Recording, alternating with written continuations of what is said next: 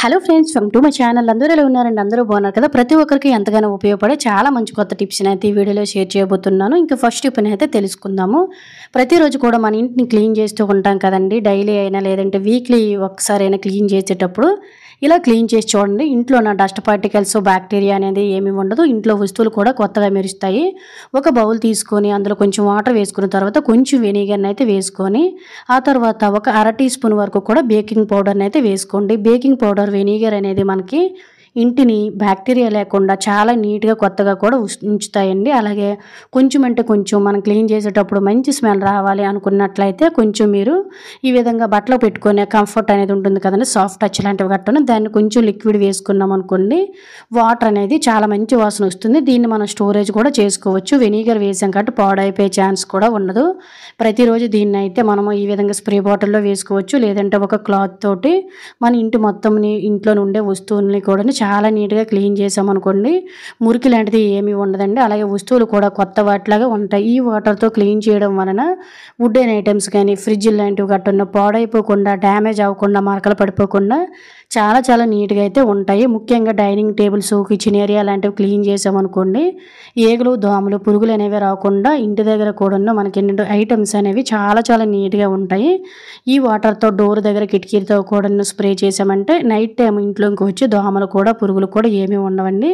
అలాగే ఫ్రెండ్స్, ఇంకొక చిన్న రిక్వెస్ట్ అండి, ఈ టిప్స్ కనుక మీకు యూజ్ అయినట్లయితే ప్లీజ్ ఒక లైక్ చేసి ఇటువంటి యూజ్ఫుల్ టిప్స్ని మీ ఫ్రెండ్స్ అండ్ ఫ్యామిలీకి షేర్ చేయండి. ప్రతిరోజు మనం కిచెన్ కూడా ఈ విధంగా క్లీన్ చేసామంటే కిచెన్లోకి పురుగులు, ఈగలు, దోమలు, అలాగే బల్లులు, బొద్దింకలు అనేవి కూడా రాకుండా కిచెన్ ఎప్పుడు కొత్తగా నీట్గా ఉంటుంది. యూజ్ అవుతుందంటూ ట్రై చేయండి. ఇంకా సెకండ్ టిప్ని అయితే చూద్దాం. మన ఆడవారము బీరువాల్లో కానీ లేదంటే కబోర్డ్స్లో కానీ శారీస్ అనేవి పెట్టేస్తూ ఉంటాం కదండి, మడత పెట్టేసి కొన్ని రోజుల తర్వాత వాడేసరికి సో బ్లౌజ్కి ఉండే ఊక్సులు అనేవి మనకి ఏంటంటే తుప్పు పట్టేసి పక్కన ఉండే కాజా వాటి క్లాత్ను కూడా పాడు చేసేస్తూ ఉంటాయి. ఎప్పుడైనా అబ్జర్వ్ చేయండి. ఇలానే నేనైతే అప్పుడప్పుడు మాత్రమే శారీస్ అనేవి వాడుతూ ఉంటాను. ఇలా బయటకు తీసేసరికి మొత్తం ఊక్సులన్నీ తుప్పు పట్టేస్తూ ఉంటాయి. అలాగే క్లాత్ కూడాను చిరిగిపోయినట్టు అయిపోతూ ఉంటాయండి. ఇలా మనకి ఎన్ని సంవత్సరాలైనా కూడా బ్లౌజ్ అనేది మనం వాడకుండా పక్కన పెట్టేసిన పాడైపోకుండా ఉండాలంటే సింపుల్గా ఏమీ లేదు, ఇటువంటి సిల్వర్ ఫాయిల్ అనేది పెట్టేసుకోండి. ఈ సిల్వర్ ఫాయిల్ పెట్టడం వల్ల ఊక్సులు అనేవి మనకి డ్యామేజ్ అయిపోకుండా ఉంటాయి. సిల్వర్ ఫాయిల్ లేనట్లయితే న్యూస్ పేపర్ కూడా కొంచెం దళసరిగా తీసేసుకొని ఎక్కడైతే మనకు ఊక్సులు అనేవి ఉన్నాయో ఆ ప్లేస్లో ఈ విధంగా పెట్టేసుకొని చీరలన్నింటినీ మడతపెట్టి పెట్టేసుకున్నాం అనుకోండి, సో మనం అప్పుడప్పుడు వాష్ చేస్తూ ఉంటాం కాబట్టి ఇవి తుప్పు పట్టే ఛాన్సెస్ ఉంటుంది. కాబట్టి ఇలా చిన్న సిల్వర్ ఫాయిల్ కానీ, పేపర్ కానీ పెట్టడం వలన ఊక్సులు డ్యామేజ్ అవ్వవు, క్లాత్ కూడా చిరిగిపోదు. యూజ్ అవుతుందంటే ట్రై చేయండి. ఇంకా థర్డ్ టిప్ అయితే చూద్దాము. సో మనకైతే మొన్నటి వరకు ఎండలు ఉండేవి, ఇప్పుడు సడన్గా సీజనల్గా మారిపోయింది కదండి వాతావరణం అనేది, వర్షాలు ఎక్కువగా పడుతూ ఉన్నాయి. ఈ టైంలో మనకి ఇల్లు అనేది బ్యాడ్ స్మెల్ అనేది వచ్చేసి దోమలు ఎక్కువగా అయిపోతూ ఉంటాయండి. అలాగే చిన్న పురుగులు కానీ, వర్షాలు పడగానే రెక్క పురుగులైనా వచ్చేస్తూ ఉంటాయి కదా, ఇవేవి కూడా ఇంట్లోకి రాకుండా న్యాచురల్ పద్ధతిలోనే ఒక మంచి టిప్ని అయితే తెలుసుకుందామండి. ఒక ఫ్రెష్ నిమ్మకాయని అయితే తీసేసుకోండి. ఈ విధంగా తీసేసుకొని సో వీడియోలో చూపిస్తున్న విధంగా పైన చిన్న హోల్ పెట్టేసుకొని లోన లెమన్ జ్యూస్ అనేది ఉంటుంది కదా, దాన్ని మొత్తం కూడా స్క్వీజ్ చేసుకోండి. ఎప్పుడైనా మనం నిమ్మకాయ సగం వాడాలి అనుకున్నట్లయితే ఈ విధంగా మనము సగం జ్యూస్ వాడుకొని మిగతాది ఫ్రిడ్జ్లో కూడా స్టోర్ చేసుకోవచ్చండి. ఒక్కొక్కసారి మనం అయితే హాఫ్ పీస్ వాడేసి మిగతా హాఫ్ పీస్ డైరెక్ట్గా ఫ్రిడ్జ్లో పెట్టామనుకోండి, వేస్ట్ అయిపోతుంది కదా. అలాంటప్పుడు కూడా చిన్న చిట్కా అనేది మనకి చాలా బాగా యూజ్ అవుతుంది. మనకి రసం కూడా చాలా ఎక్కువ వస్తుందండి. సో ఎక్కడైతే మనం కట్ చేసేసామో అక్కడ ఈ విధంగా ఒక్కసారి లోన వేలు పెట్టేసుకొని చక్కగా ఇలా మనం లోతులాగా చేసుకున్నాం అనుకోండి, మనకు ఒక బ్రమిదిలా తయారవుతుంది. రసం కూడా చూసారు కదా ఎంత ఎక్కువ వచ్చిందో. ఈ విధంగా పిండడం వల్ల లెమన్ అనేది మన ఇంట్లో ఉన్న నెగిటివ్ ఎనర్జీని తీసేసి ఇల్లంతా కూడా మంచి స్మెల్ రావడానికి చాలా బాగా యూజ్ అవుతుందండి. నేను ఇక్కడైతే ఒక బ్రమిదిని తీసుకొని కొంచెం ఆయిల్ అయితే వేస్తున్నాను. ఏ ఆయిల్ అయినా వేసుకోండి.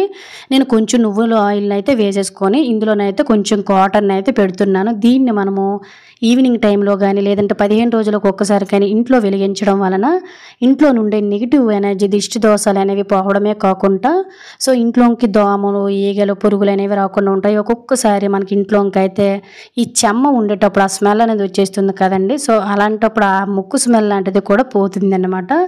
అంత బాగా యూజ్ అవుతుందండి. ఒక్కొక్కసారి చూడండి పూజ గదిలో కానీ లేదంటే కొంతమంది గుడిలో కానీ ఈ విధంగా నిమ్మ డప్పల్లో అయితే దీపం అనేది వెలిగించడం చాలా మంచిదని చెప్తూ ఉంటారండి. సో ఇంట్లో నెగిటివ్ ఎనర్జీ అనేది మెయిన్గా ఉండదన్నమాట. యూజ్ అవుతుందంటే ట్రై చేయండి. ఇంకా థర్డ్ టిప్ని అయితే చూద్దాం. ప్రతి ఒక్క ఆడవారికి కూడా టిప్ చాలా బాగా యూజ్ అవుతుందండి. ఎప్పుడైనా మనము రైస్ వండేటప్పుడు కర్రీస్ అనేవి వండేటప్పుడు కూడా అడుగును మాడిపోతూ ఉంటుంది కదండి. సో రైస్ అయినా బిర్యానీ అయినా ఏదైనా కూడాను ఇలా అడుగు మారిపోయేటప్పుడు మీదనంతా బాగుంటుంది, అడుగు మాత్రం మనకి నల్లగా అయిపోయి మనం మళ్ళీ అది వాడామంటే రైస్ అంతా స్మెల్ వచ్చేస్తుంది. ఇలా మాడు స్మెల్ రాకుండా మనం ఎలా దీన్ని అయితే వండినట్టే తీసుకోవాలి అనే దానికైతే ఒక మంచి టిప్ అనేది తెలుసుకుందామండి.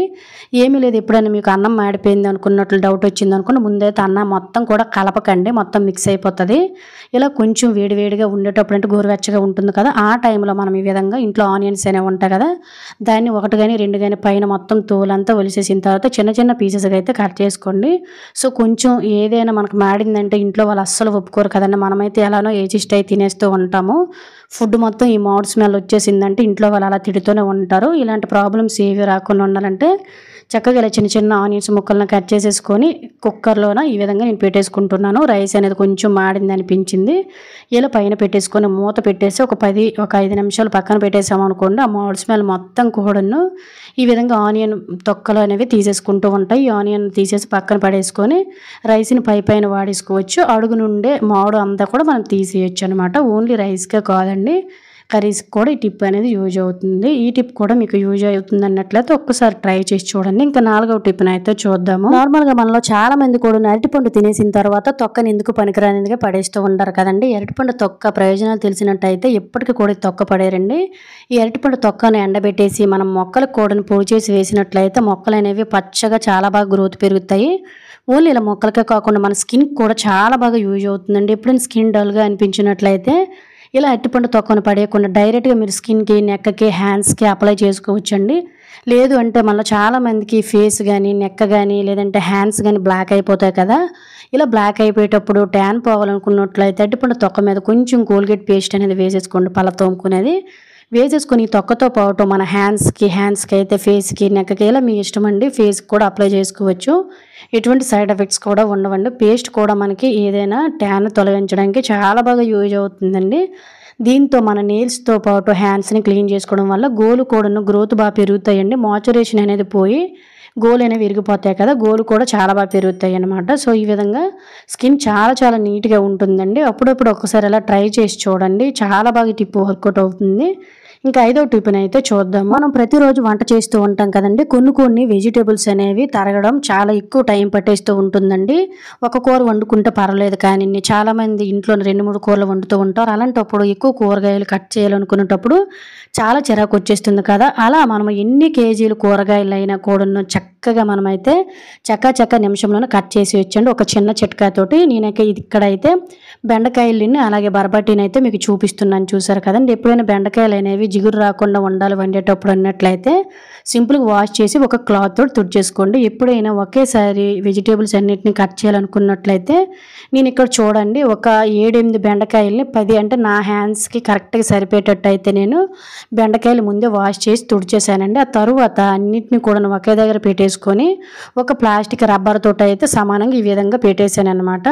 సో నేనైతే రెండిట్లుగా కట్టేసుకుంటున్నానండి ఈ విధంగా. అందువల్ల అంటే నా హ్యాండ్ సరిపోదు కాబట్టి ఇలా మీరు ఒకేసారి వెజిటేబుల్స్ అన్నీ పెట్టేసుకున్నారనుకోండి, కేవలం 1-2 నిమిషాల్లోనే ఎన్ని వెజిటేబుల్ అయినా కూడా మీరు చక్క కట్ చేసుకోవచ్చండి. అన్నీ ఒకే సైజులో మనకు కట్ అవుతాయి. సో బెండకాయలు అన్నింటినీ కూడా నేను రబ్బర్తో కట్టేసుకున్నానండి. ఆ తరువాత ఈ విధంగా బరపట్టీలు కూడాను నా హ్యాండ్స్కి ఎన్ని సరిపోతాయి అన్నీ ఈ విధంగా పెట్టేసుకొని సో సేమ్ ముందు ఎలా అయితే రబ్బర్ వేసాను వెజిటేబుల్కి ఆ విధంగా వేసేసాను అనమాట.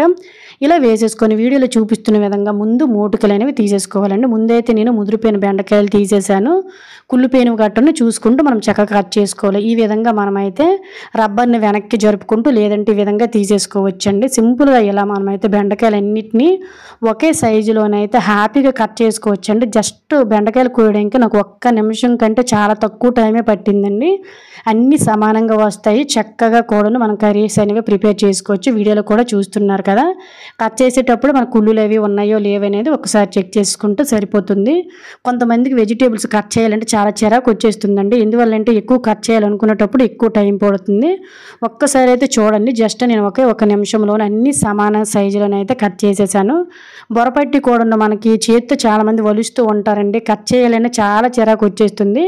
అలా కాకుండా బరపట్టీలు కానీ, చిక్కుడుగాయలు కానీ, క్యారెట్ ఇలా అన్ని వెజిటేబుల్స్ని కానీ వీలుని బట్టి చక్కగా మీకు ఎన్ని కావాలో అన్నిటిని విధంగా చిన్న చిన్నగా కట్టేసుకుంటూ ఇలా హ్యాపీగా అన్నిటిని కూడాను చూసారు కదండి. నేనైతే ఈ విధంగా రబ్బర్ అనేది వెనక్కి జరుపుకుంటూ ముందు వైపు ఈ విధంగా కట్ చేస్తున్నాను. దీనివల్ల మన టైం అనేది సేవ్ అవ్వడమే కాకుండా వెజిటేబుల్స్ కట్ చేయడం రాని వాళ్ళు కూడాను చాలా చాలా నీట్గా కట్ చేసేస్తారు. సో ఫైనల్గా 2 నిమిషాల్లోనే వెజిటేబుల్స్ అన్నిటిని నేను కట్ చేసేసానండి. చాలా ఎక్కువ కట్ చేశాను. సో మీకు కొన్ని మాత్రమే చూపిస్తున్నాను.